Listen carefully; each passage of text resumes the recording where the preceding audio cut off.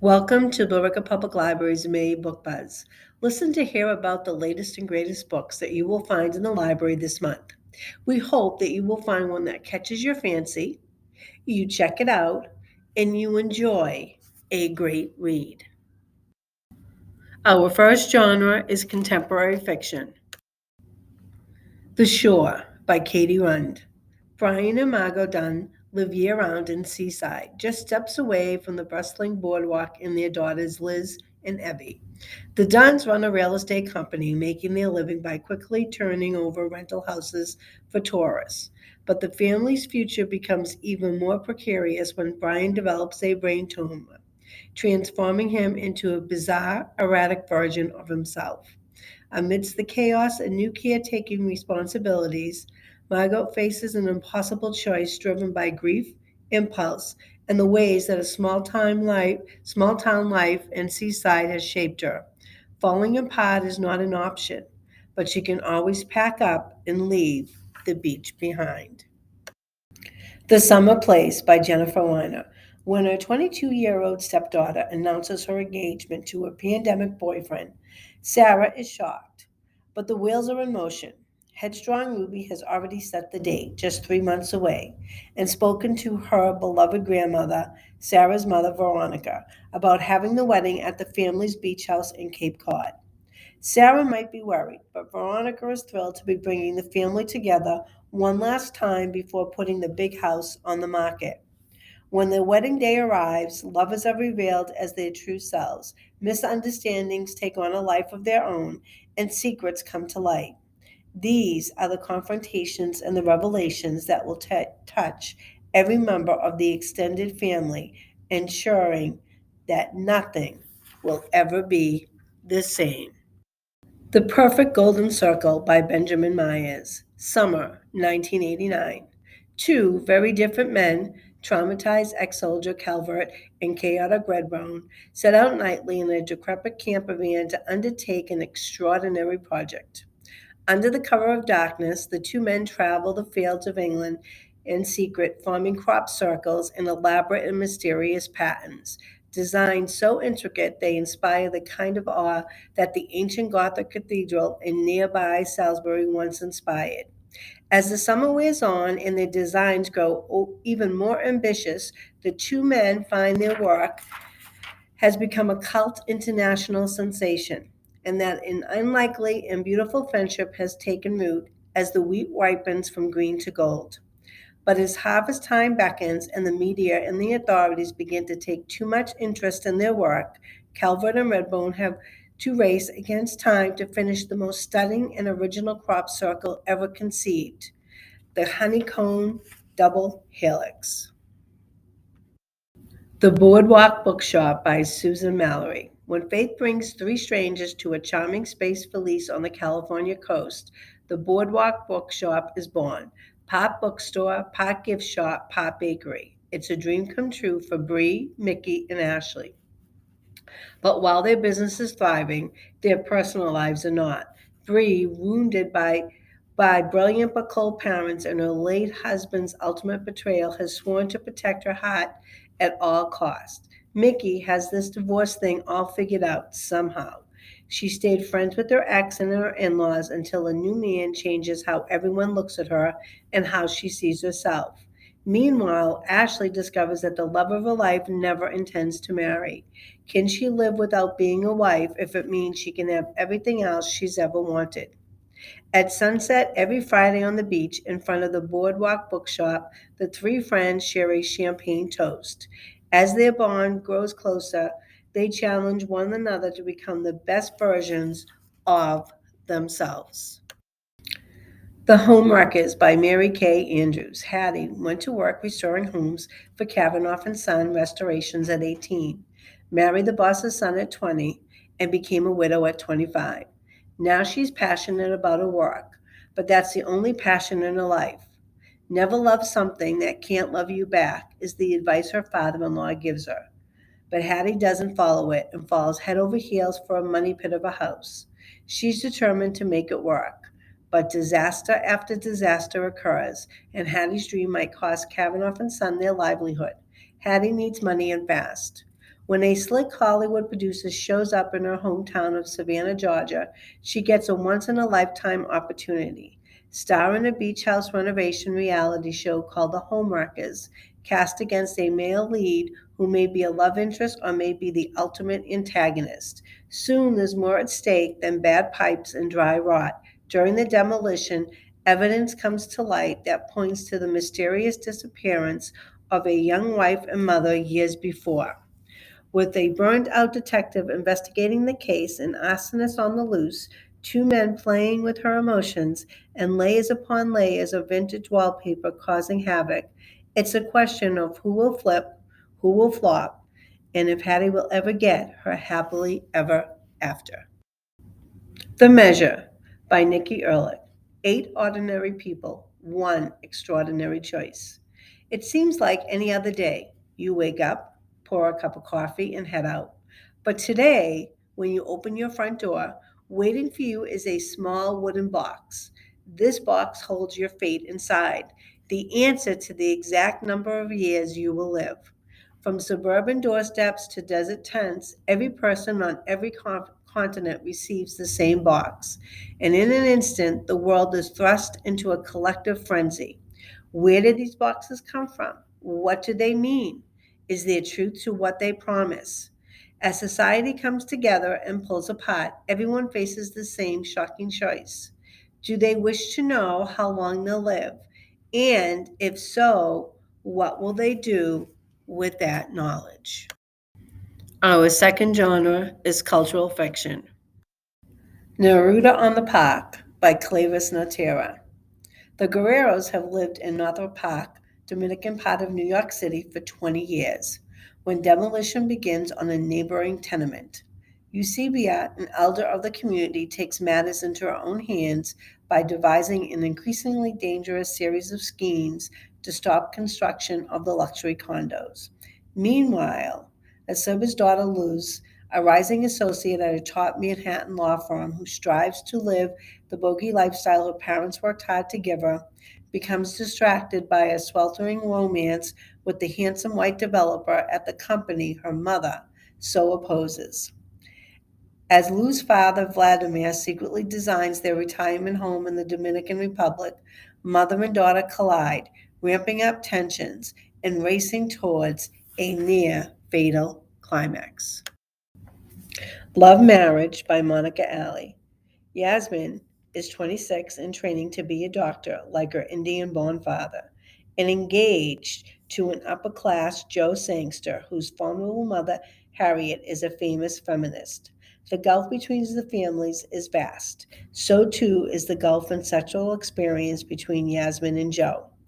As the wedding day draws near, misunderstandings, infidelities, and long held secrets upend both Yasmin's relationship and that of her parents. A love marriage, according to family law, that Yasmin has believed all of her life. Our third genre is historical fiction. Bloomsbury Girls by Natalie Jenner. Bloomsbury Books is an old fashioned, new and rare bookstore that has persisted and resisted change for 100 years, run by men and guided by the general manager's unbreakable 51 rules. But in 1950, the world is changing, especially the world of books and publishing. And at Bloomsbury Books, the girls in the shop have plans. Vivian, single since her aristocratic fiance was killed in action during World War II. The brilliant and stylish Vivian has a long list of grievances, most of them well justified, and the biggest of which is Alex, the head of fiction. Grace, married with 2 sons, she's been working to support the family following her husband's breakdown in the aftermath of war, torn between duty to her family and dreams of her own. Evie, and this first class of female students from Cambridge permitted to earn a degree, Evie has denied an academic position in favor of her less accomplished male rival. Now she's working at Bloomsbury Books while she plans to remake her own future. As they interact with various literary figures of the time, these three women, with their complex web of relationship, goals, and dreams, are all working to plot out a future that is richer and more rewarding than anything society will allow. The Seamstress of New Orleans by Diane C. McPhail. The year 1900 ushers in a new century and a promise of social change, and women rise together toward equality. Yet rules and restrictions remain, especially for women like Alice, whose husband has abruptly disappeared. Desperate to make a living for herself and the child she carries, Alice leaves the bitter cold of Chicago far behind, offering sewing lessons at a New Orleans orphanage. Constance, a young widow reeling with shock under the threat of her late husband's gambling debt, has thrown herself into charitable work. Meeting Alice at the orphanage, she offers lodging in exchange for Alice's help creating a gown for Leap Year Ball, the first all female crew of Mardi Gras. During leap years, women have the rare opportunity to take control of their interactions with men, upend social convention piece by piece.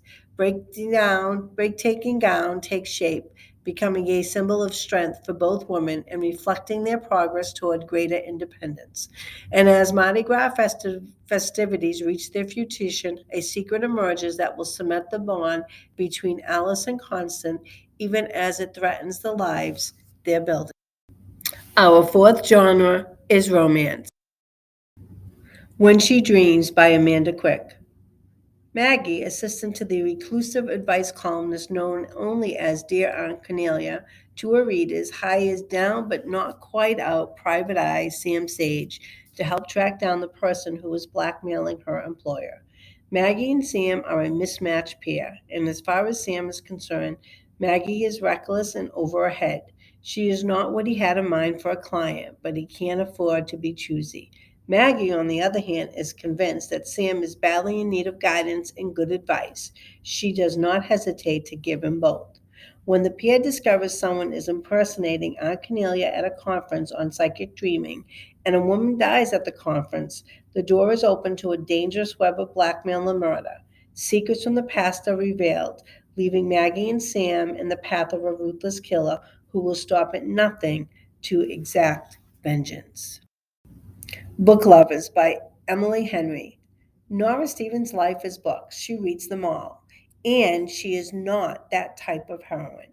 Not the plucky one, not the laid back dream girl, and especially not the sweetheart. In fact, the only people Nora is heroine for are her clients, for whom she lands enormous deals as a cutthroat literary agent, and her beloved little sister, Libby, which is why she agrees to go to Sunshine Falls, North Carolina for the month of August for her sister's trip away. With visions of small town transformation for Nora, who she convinced needs to become a heroine in her own story. But instead, Nora keeps bumping into Charlie Lustra, a bookish brooding editor from back in the city. It would be meet cute if not for the fact that they've met many times and it's never been cute. If Nora knows she's not an ideal heroine, Charlie knows he's nobody's hero. But as they are thrown together again and again in a series of coincidences no editor worth their salt would allow, what they discover might just unravel the carefully crafted stories they've written about themselves. Something Wilder by Christina Lauren. Growing up the daughter of a notorious treasure hunter and absentee father, Duke Wilder left Lily without much patience for the profession or much money in the bank. But Lily is nothing if not resourceful and now uses Duke's hand drawn maps to guide tourists to fake treasure hunts through the Red Rock canyons of Utah. It pays the bills but doesn't leave enough to fulfill her dream of buying back the beloved ranch her father sold years ago, and definitely not enough to deal with the sight of the man she once loved walking back into her life with a crew of friends ready to hit the trails. Frankly, Lily would like to take him out into the wilderness and leave him there. But when the trip goes horribly and hilariously wrong, the group wonders if maybe the legend of the hidden treasure wasn't a gimmick after all. There's a chance to right the wrongs of Duke's past and their own, but only if Leo and Lily confront their history and work together. Alone under the stars in an isolated, dangerous maze of the canyon lands, Leo and Lily must decide whether they'll risk their lives and hearts on the adventure of a lifetime. Our fifth genre is fantasy. Book of Night by Holly Black. Charlie Hall has never found a lock she couldn't pick, a book she couldn't steal, or a bad decision she wouldn't make. She spent half her life working for gloomists, magicians who manipulate shadows to peer into locked rooms, strangle people in their beds, or worse. Gloomists guard their secrets greedily, creating an underground economy of grimoires, and to rob their fellow magicians, they need Charlie Hall. Now she's trying to distance herself from past mistakes, but getting out isn't easy. Bartending at a dive, she's still entirely too close to the corrupt underbelly of the Berkshires. Not to mention that her sister Posey is desperate for magic, and that Charlie's shadowless and possibly soulless boyfriend has been hiding things from her. When a terrible figure from her past returns, Charlie descends into murder and lies. Determined to survive, she's up against a cast of doppelgangers, billionaires, gloomists, and the people she loves best in the world, all trying to steal a secret that will give them vast and terrible power. The Taz by Christopher Moore. San Francisco, 1947. Bartender Sammy Two Tones Tiffin and the rest of the Cookies Coffee irregulars, a ragtag bunch of working mugs last seen in Noor, are on the hustle.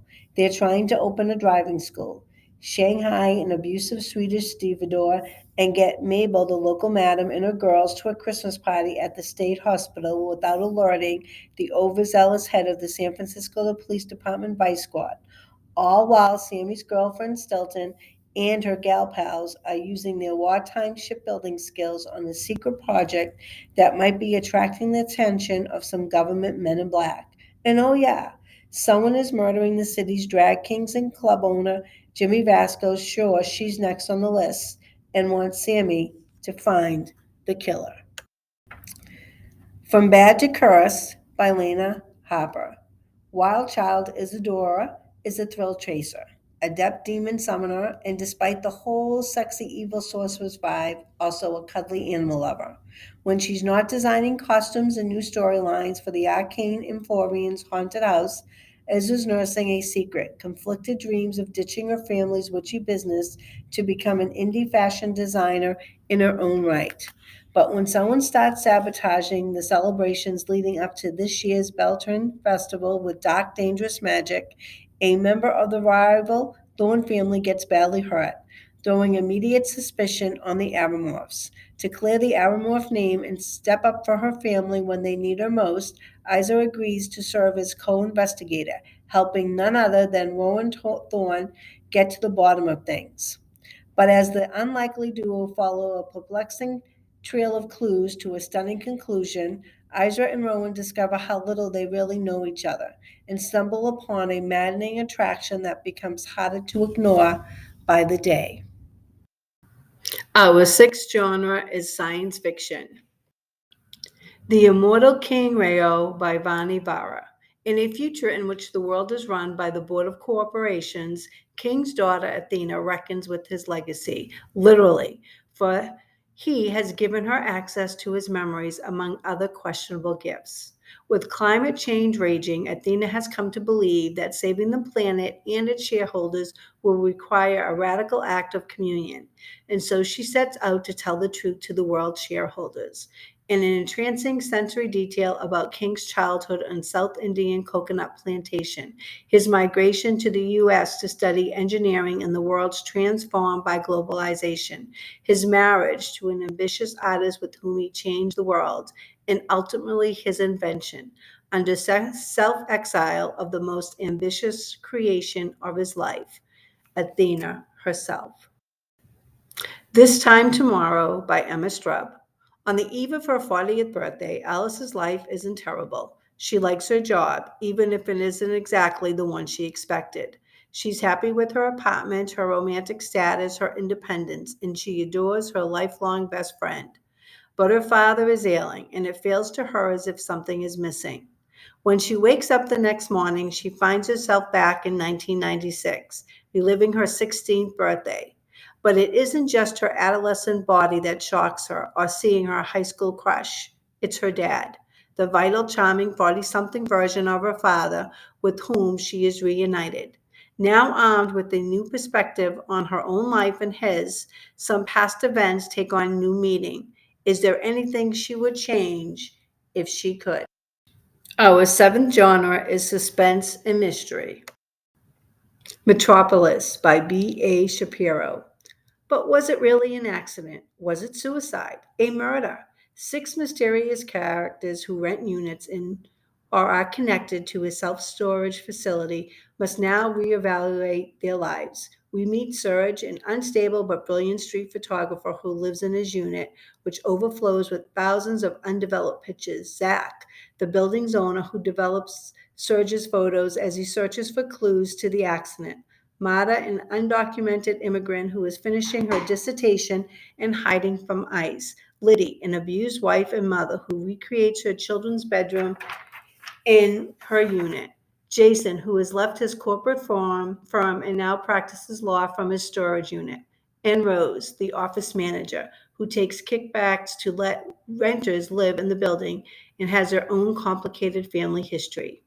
As they dip in and out of another's lives, fight circumstances that are within and also beyond their control, and try to discover the details of the accident. With Prejudice by Robin Bergero. No one knows what happened that night. Seven strangers must decide. Earl Thomas, a straight laced taxman with his fair share of police encounters, is the begrudging foreperson in the high stakes trial in Miami. Laura Perez is a physician whose unassuming manner conceals a private pain. Joseph Cole is the founder of his local neighborhood watch, unduly obsessed with the families around him, along with four others. These jurors are varying ages and walks of lives whose path would likely never have otherwise crossed, must come together to make one of the most important decisions of their lives. On the night Melina Mora, a free-spirited woman both proud and kind, was murdered, she was seen with a young man of Gabriel Sordo's description. Two strands of her hair was found in his bedroom. Sandy Grunwell, a young prosecutor whose political ambitions depend on securing conviction, finds herself pitted against Jordan Whipple, preening public defender, armed with a freshly discovered dynamite piece of evidence on the eve of the trial, if the Honorable Darla Tackett will admit it. When Sandy, Jordan, and Judge Tackett all know, however, is that the criminal justice system is complicated and everyone has a story, especially the jury, and it's their experiences, bias, and beliefs that will ultimately shape the verdict. Magpie by Elizabeth Day. Marissa and Jake are a perfect couple, and Kate, their new lodger, is the perfect roommate. And not just because her rent payments will give them the income they need to start trying for the baby of their dreams. Except no one is truly perfect. Sure, Kate doesn't seem to care much about personal boundaries and can occasionally seem overly familiar with Jake. But Marissa doesn't let it concern her, knowing that soon Kate will be gone and it will be just her, Jake, and their future baby. Conceiving a baby is easier said than done, though, and Jake and Marissa's perfect relationship is put to a test through months of fertility treatments and false starts. To make matters worse, Kate's boundary pushing turns into an all out obsession with Jake, with Marissa, and with their future child. Who is this woman? Why does she seem to know everything about Marissa and Jake? In her quest to find out who Kate really is, Marissa might destroy everything she's worked so hard to create: her perfect romance, her perfect family, and her perfect self. The Murder Rule by Devla McTiernan. First rule, make them like you. Second rule, make them need you. Third rule, make them pay. They think I'm young, idealistic law student, that I'm passionate about reforming a corrupt and brutal system. They think I'm working hard to impress them. They think I'm here to save an innocent man on death row. They're wrong. I'm going to bury him. Night Work by Nora Roberts. Harry Booth started stealing at 9 to keep a roof over his ailing mother's head, slipping into luxurious empty homes at night to find items he could trade for precious cash. When his mother finally succumbed to cancer, he left Chicago but kept up his night work. Wandering from the Outer Banks to Savannah to New Orleans, he couldn't afford to attract attention or get attached. Still, he can't help letting his guard down when he meets Miranda Emerson. but the powerful bond between them cannot last because not all thieves follow Harry's code of honor. Some pay others to take risks so they hoard more treasures. Some are driven by desire to own people the way they own paintings and jewels. And after Harry takes a lucrative job commissioned by Carter Laporte, Laporte sees a tool he can use and decides he wants to own Harry. The man is a predator more frightening than alligators that haunt the bayou. But when he strong arms Harry into robbing a Baltimore museum, Harry abandons Miranda cruelly and with no explanation and disappears. But no matter what name he uses or where he goes, Laporte casts a shadow over Harry's life. To truly free himself, he must face down his enemy once and for all. Only then can he hope to possess something more valuable than anything he has ever stolen. Our eighth genre is nonfiction. Linked by Omar Garrett and Jeremy Schiffling. No one disputes that LinkedIn is the world's biggest job market, so it's about time that someone with the inside scoop explain how to make the most of it. Here, from two LinkedIn experts and former employees, is the definitive guide that demystifies the massive site and gives every reader, from the newly minted college graduate to the midlife career changer, the most important strategies to win the modern job search game. Overthinking About You by Allison Raskin. Raskin knows that this challenge firsthand and shares her journey with perfect candor. She learned from her experiences, and we get to learn from her, discovering new ways to form healthy dating and relationship habits. How do you talk to a partner about your mental health? What is the potential impact of SSRIs on your body? What is the difference between having valid concerns and enlarging them? It's all there, from meeting online, how to handle a breakup, from recognizing and avoiding unhealthy relationships to the big one, sex. Valor by Dan Hampton. Lieutenant William Frederick Harris was 25 years old when captured by Japanese forces during the Battle of Corregidor in May 1942. This son of a decorated Marine general escaped from hell on earth by swimming 8 hours through shark-infested bay, but his harrowing ordeal had just begun. Held for 2 years in the notorious Ufana prisoner of war camp outside Yokohama, Harris was continuously starved, tortured, beaten, but he never surrendered. Teaching himself Japanese, he eavesdropped on the guards and created secret codes to communicate with fellow prisoners. After liberation on August 30th, 1945, Bill represented American Marine POWs during the Japanese surrender in Tokyo Bay before joining his father and flying to a home he had not seen in 4 years.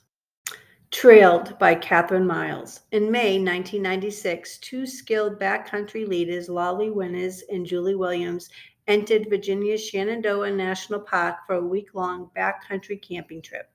The free-spirited and remarkably young couple had met and fallen in love the previous summer while working at a world-renowned outdoor program for women. During their final days in the park, they descended the narrow remnants of a trail and pitched their tents in a hidden spot. After the pair didn't return home as planned, park rangers found a scene of horror at their campsite, their tent slashed open, their beloved dog missing, and both women dead in their sleeping bags. The unsolved murders of Winans and Williams continue to haunt all who encountered them or knew their story.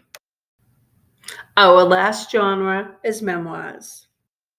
Fly Girl by Anne Hood. In 1978, in the tailwind of the golden age of air travel, flight attendants were the glamorous and sophisticated. Fresh out of college and hungry to experience the world and maybe one day write about it, Anne Hood joined their ranks.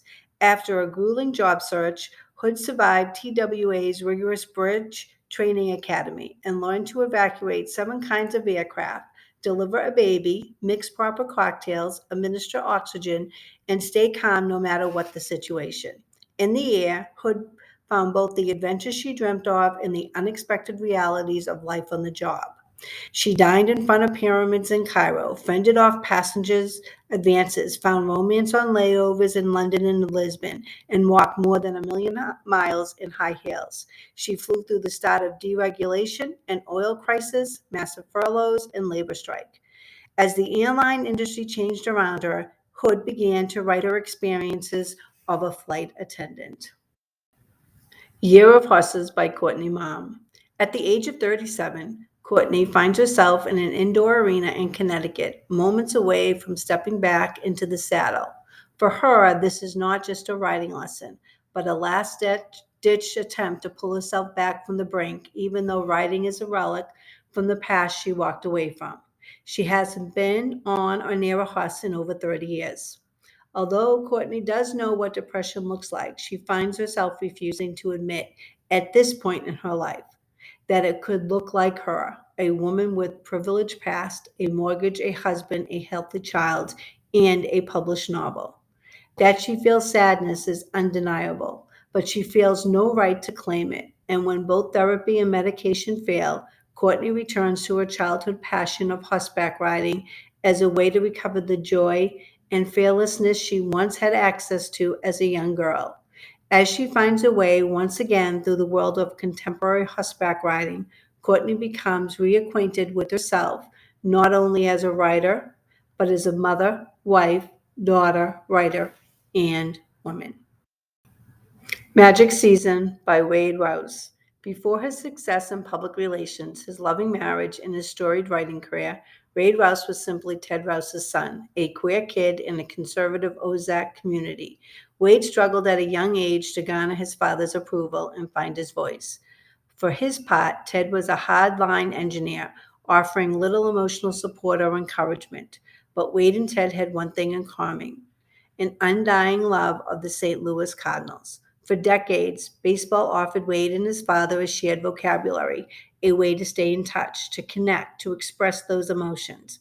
But when his father's health takes a turn for the worse, Wade returns to Southwest Missouri to share one final season with his father. As the Cards race towards a dramatic pennant race, Wade and his father begin to open up in a way they never thought possible. Together, inning by inning, during their own magic season, they'll move towards forgiveness and peace.